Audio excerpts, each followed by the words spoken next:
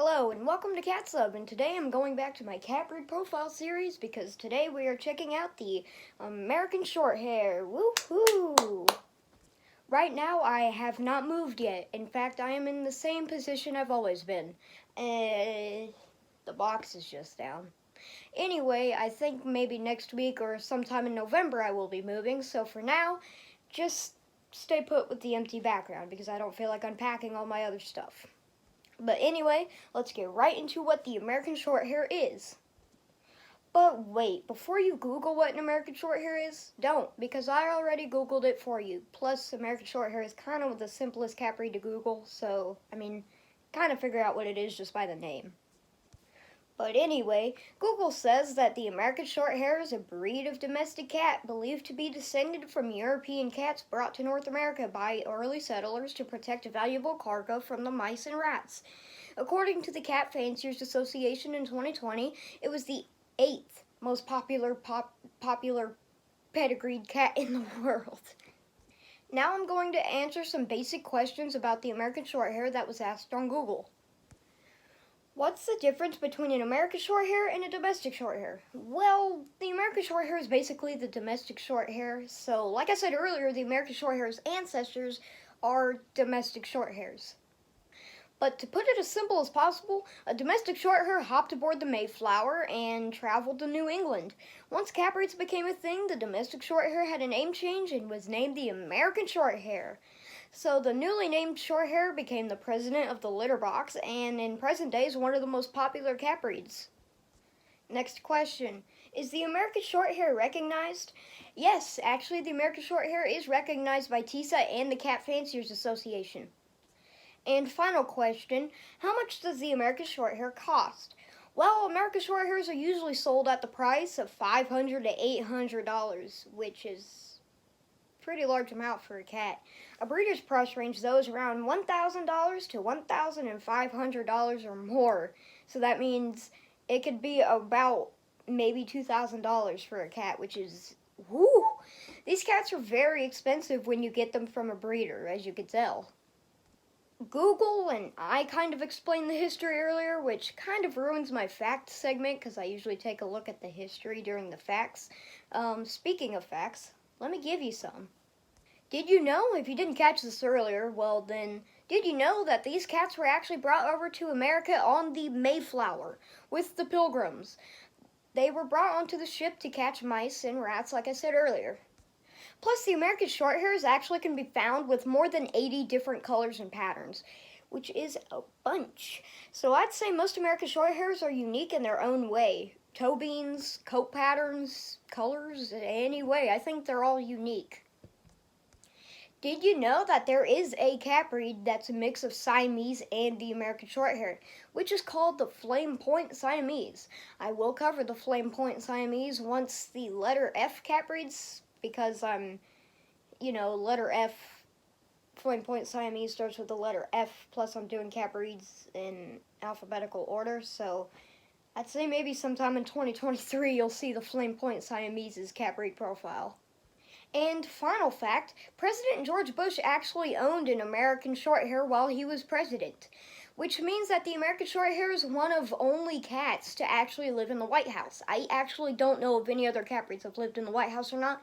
If they have, I'll mention them in the cat breed profiles, but so far I think only the American Shorthair. Maybe.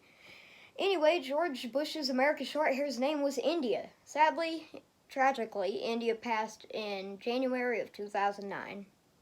Alright, I'm going to start on my taking care of an American Shorthair segment now. I have to put these little clips in between segments because while I'm rewatching the cat breed profiles, I get confused on which segment I'm on. So, yep, I'm going to tell you how to take care of an American Shorthair, me rewatching this. Okay, this is the clip. Alright, to take care of an American Shorthair grooming-wise, you don't need to do much because, well, their coat is low maintenance, plus they do a lot of the work themselves. But brushing this breed is very important because they can develop matted fur. So I'd recommend using a comb because their coats are short and dense. Make sure to brush or comb their fur at least every now and then. I would recommend maybe every 10 days or every week. If you brush regularly, I don't know if that's how you pronounce it, but if you do brush every now and then regular brushing keeps down on the hairballs, is basically what I'm trying to say. Make sure to keep an eye on them during the spring, though, because they shed way more during the spring. Kind of like the American bobtail, because the American bobtail sheds more in the summer. Well, I think the reason why they shed so much in the warmer seasons is because during the cold seasons they add extra fur as like a fur coat during the cold, but during the hot summers they kind of have to shed all that stuff off so then they can not be hot 24/7. The American Shorthair isn't really prone to any medical conditions. So other than grooming, the American Shorthair is a pretty easy breed to take care of. If you have a household with a dog, then the American Shorthair is a really good breed to be in a household with a dog, because American Shorthairs are known to be dogs' best friends. Actually, I went on Google and I scrolled American Shorthair photos and like images. I scrolled for about 2 minutes and I found a photo with an American Shorthair cuddling with a dog. American Shorthairs are known to be a dog's best friend, being commonly found cuddling with a dog. Like I said earlier, I found a photo of an American Shorthair cuddling with a dog on Google. If I can find it again, I'll put it right here. So if you have a dog and you want a cat, I'd recommend the American Shorthair because they love dogs, plus they are a very easy cat to take care of if you groom them. They're also great lap cats, plus they are also really good with children. So the American Shorthair is a really good cat breed for family households and households with pets, other pets. Alright, now I'm going to tell you some of the most common colors and patterns that you can find on the American Shorthair. So, like I said earlier, you can find more than 80 different colors and patterns, but I'm only going to take a look at the most popular because if this segment took up most of the video, that would be really weird, counting how this segment isn't usually more than a minute long. The colors you can find are white, black, blue, cream, red, silver, golden, and cameo. The most common patterns are calico, solid, bicolor, tabby, smoke, tortoiseshell, and shaded. Speaking of calico, stay tuned next week. I'll talk about this in the end of the video. I might have not really said a bunch about taking care of American Shorthair, so if you're wanting some more information, here's some YouTube videos I recommend watching about the American Shorthair. American Shorthair 101, this is what you need to know by Facts About Cats. American Shorthair cat breed, everything you need to know by all cats. Dang, I'm starting to feel bad for the American ringtail.